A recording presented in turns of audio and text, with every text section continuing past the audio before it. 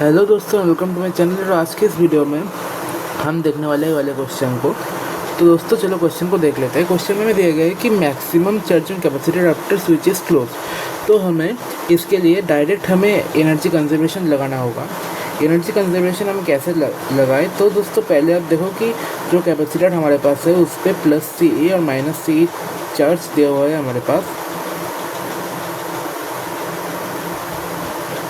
और स्विच को क्लोज करने के बाद हमारे पास एक 2E जो वोल्टेज है उस वोल्टेज का एक बैटरी आ जाएगा हमारे पास। और दोस्तों जो एनर्जी का वैल्यू होता है कैपेसिटर के लिए वो होता है Q²/2C, और जो बैटरी के लिए होता है वो होता है V/Q। तो दोस्तों चलो देख लेते हैं इसको।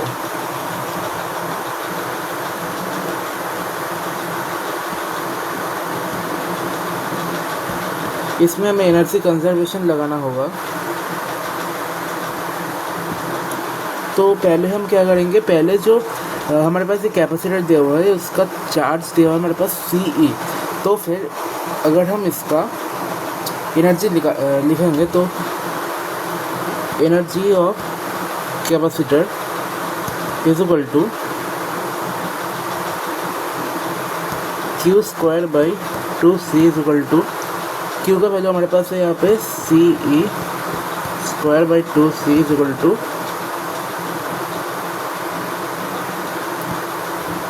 CE²/2। और जो हमारे पास बैटरी लगाने के बाद जो बैटरी का वर्क डन आएगा वो हमारे पास ऐसा आ जाएगा, work done by battery is equal to Q/V is equal to Q क्या आएगा हमारे पास। Q वो चार्ज होता है जो चार्ज फ्लो किया है, मतलब कितना चार्ज फ्लो करेगा ये हमें निकालना होगा। चार्ज कितना फ्लो करेगा आप एक बार सोच के देखो। चार्ज फ्लो करेगा कि देखो, आप पहले कैपेसिटर के पास CE चार्ज था और बाद में जो एकदम फाइनल चार्ज आएगा वो आएगा मैक्सिमम चार्ज। तो फिर नेट चार्ज जो फ्लो किया होगा वो आएगा maximum charge minus CE, Qmax minus CE into V का वैल्यू हमारे पास 2E दिया हुआ है क्योंकि ये जो बैटरी हमारे पास इसका वोल्टेज 2E है।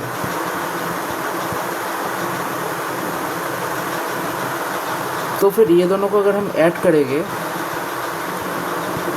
तो जो फाइनल हमारे पास एनर्जी आ रहा है